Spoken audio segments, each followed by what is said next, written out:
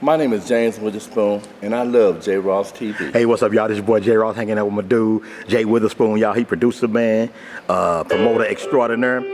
Today he has Norman Brown, Hughes Groove, Lindsey Webster, and the Coleman Hughes Project at the Grandale Theater in St. Louis.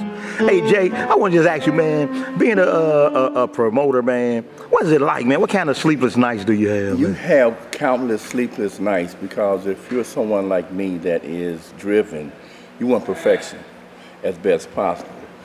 I'm very fortunate in my career. I was trained, mentored by Regal Sports. Yeah.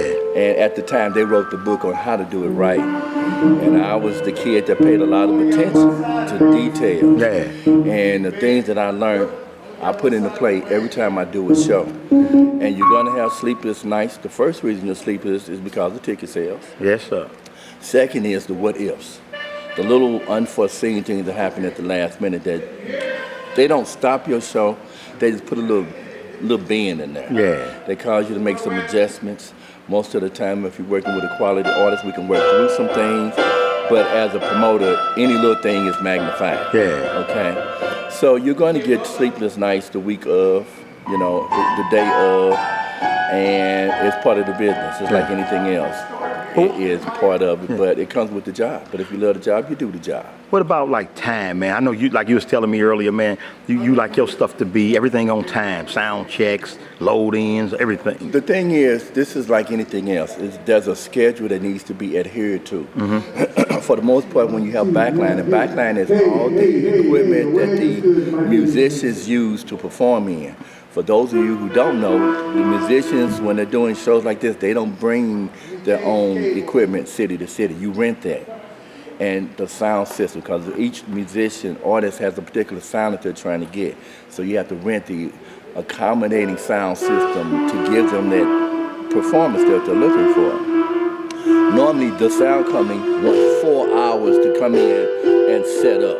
And then you do a sound check, which is where the traveling artist comes in, checks the material, checks the instrumentation to make sure it's right before their performance.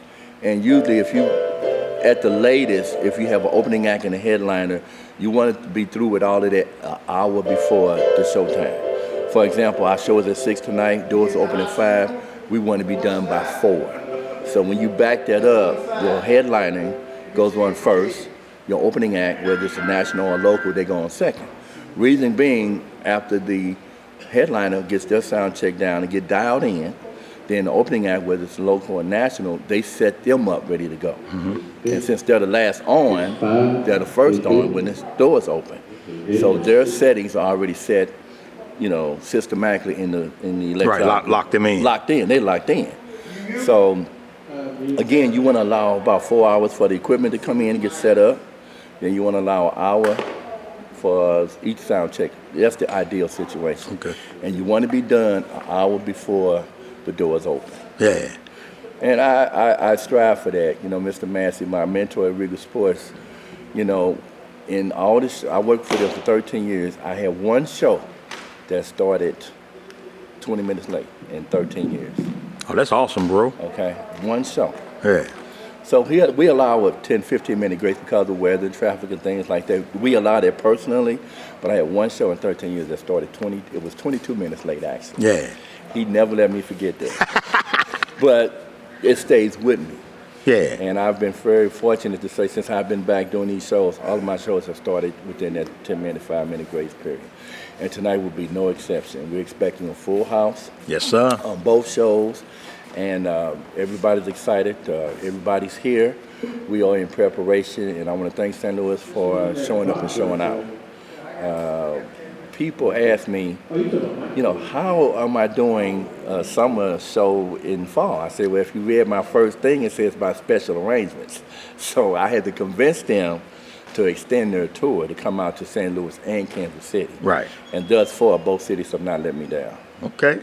All right, y'all, this is my boy Jay Witherspoon, James Witherspoon. We call him Jay in the Loop.